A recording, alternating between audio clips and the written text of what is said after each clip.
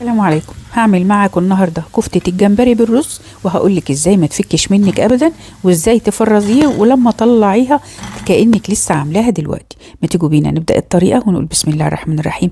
معايا 2 كيلو جمبري صغير، حجم صغير الخاص بالكفتة، يعني وانت بتشتريه تقولي للراجل انا عايزة جمبري عشان هعمله كفتة، علشان ده بيكون مختلف، بيبقى فيه عرق بيخلي الكفتة تمسك. معايا 2 بصلة وسط و5 فصوص توم كبار. معايا بقى شوية من الشبت والكزبرة والبقدونس، غسلتهم وصفتهم. هجيب الكبة بتاعتي هحط فيها البصل وهحط الثوم. هاخد كمان الخضرة، هشيل العروق منها وهحط الأوراق بس زي ما احنا شايفين كده. هفرمهم بقى الأول مع بعض،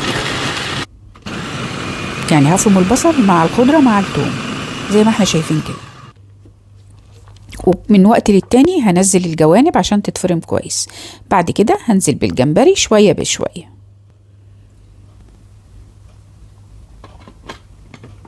هحطهم وهفرم.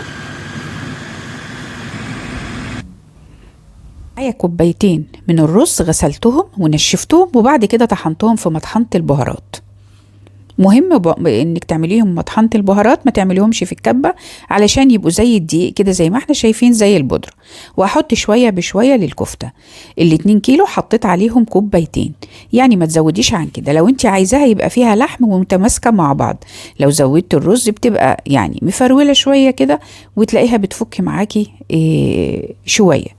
تعالوا بقى نشوف هنا البهارات هنا معايا معلقة صغيرة مليانة من الكزبرة والكمون والبابريكا والفلفل الاسود. هحط نص معلقة صغيرة من الشطة او على حسب رغبتك. حطي معلقة صغيرة من بهارات السمك، وكمان معلقة صغيرة من النعناع الناشف. حطي كمان معلقة كبيرة من الملح، او حطي بقى الملح على حسب رغبتك. دول 2 كيلو. همسك بقى الحاجات دي كلها بعد ما شلتها من الكبة، هقعد ادعك فيها اعجن فيها اقصد لغاية ما تبقى بالشكل اللي احنا شايفينه ده. بعد كده هسيبها تهدى كده 10 دقايق، وهبدأ بقى اخدها اصبحها زي ما احنا شايفين كده. وعملت معايا كل الكمية دي. هطبخ منها والباقي هحطه في اكياس وهعينه في الفريزر. شايفين عامله ازاي؟ طبعا اهم حاجه وانت بتصبعي الكفته دي علشان بتبقى طريه جدا معاكي او بتلزق في الايد، فبتدهني ايدك زيت وبتصبعيها. يعني كل كام صابع كده بتدهني ايدك زيت دهنه كده بسيطه، مش كتير، وبتصبعي الكفته. حطيت زيت كتير فوق كده عميق، ونزلت بالكفته بعد الزيت ما سخن معايا.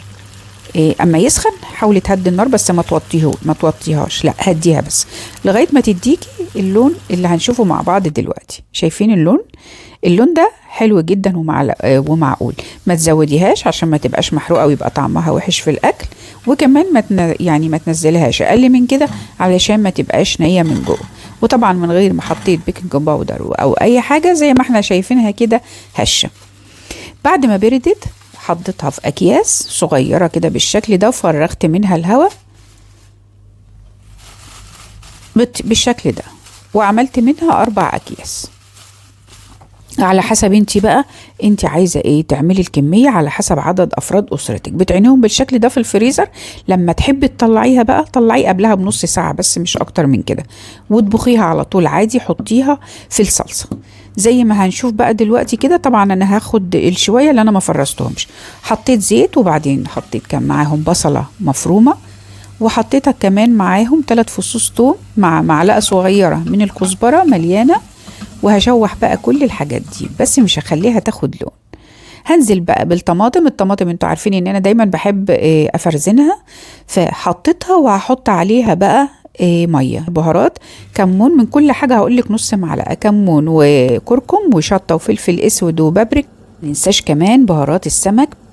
حطي الملح على حسب رغبتك. حطي كمان نص معلقه صغيره من السكر.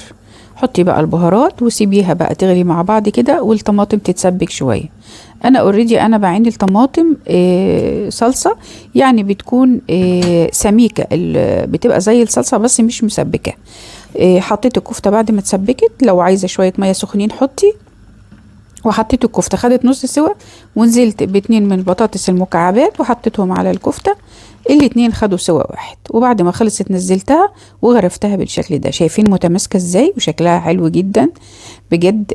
جربوا الطريقة دي هتعجبكم قوي. وزي ما قلت لكم الجمبري اشتروه زي ما قلت لكم بيكون حجمه صغير، واطلبي ان هو يكون للكفتة علشان ما يفكش معاكي.